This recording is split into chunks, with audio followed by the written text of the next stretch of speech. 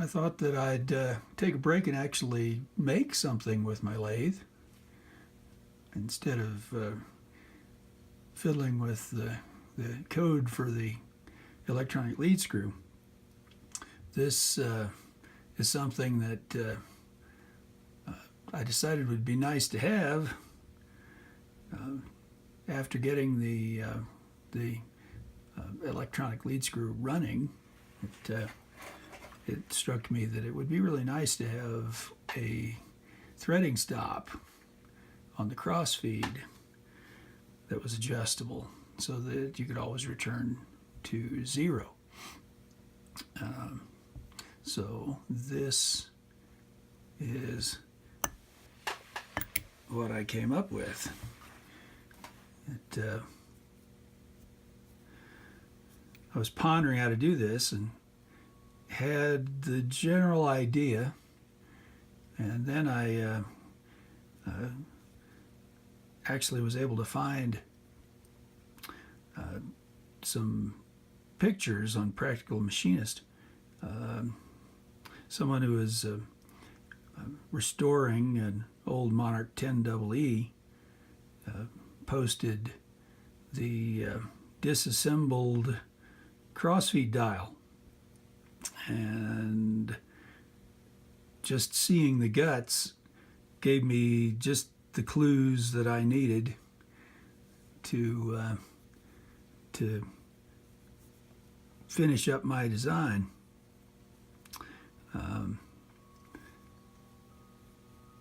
Hardinge, like the HLV, puts their stop on their compound, I believe. I think that's right. And they use an eccentric shaft. Basically, they cam the compound in and out with a lever. There are two different styles of that that Hardinge used, but that's one that has a lever on top of the compound dial that cams the compound in and out. But Monarch builds it into their Crossfeed, and so that seemed like the place to do it on this lathe, and this is what I came up with. This sleeve is a direct replacement for the factory Crossfeed sleeve. It's the same dimensions, screws directly in. The difference is that this is counterboard, and then the oilite bushings are pressed in to the ends, and then these little pieces go in.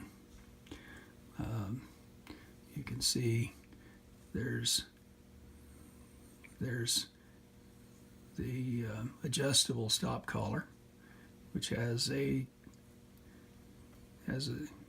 stop built into it. This subtends 22.5 degrees, and each of the other parts stop also measures 22.5 degrees. You can see each of them has a stop. This is the fixed collar, which has a set screw in it. You can see that I experimented with a couple of different ways of machining these. I arrived at the same place. This was probably the better way to do it. So anyway, let's see if I can get this to go in. It does go in. Take my word for it. It's hanging up. I'm gonna have to there's a little, that set screw hole I think needs to just a little bit more deburring. Come on, get in there. Once it's in it, there it goes. All right, so now you can see it spins freely in there. Then, so pardon me for abusing my edge finder, but it's the most precise 3/8 rod that I have. So it doesn't matter particularly how these go together. Everything works itself out, but except that that's wrong. So these slip rings are two identical pieces. You can see this stop is on one side. They face each other so that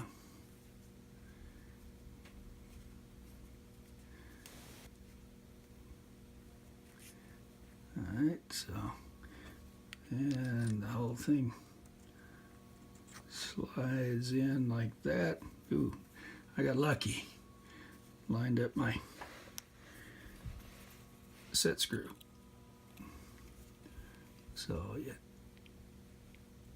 tighten that down. I might wind up putting 2 in. And if you did it right, that might have been a little too tight. I squeezed on it a little too hard. That's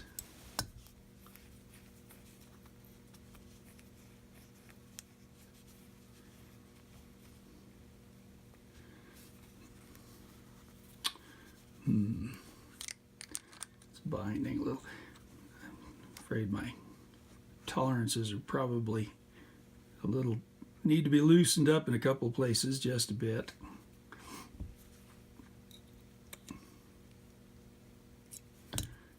Okay. Now pay no attention to the fact that that comes out once it's installed. So let's see. You can see right now it spins freely, but if you tighten this down, it's you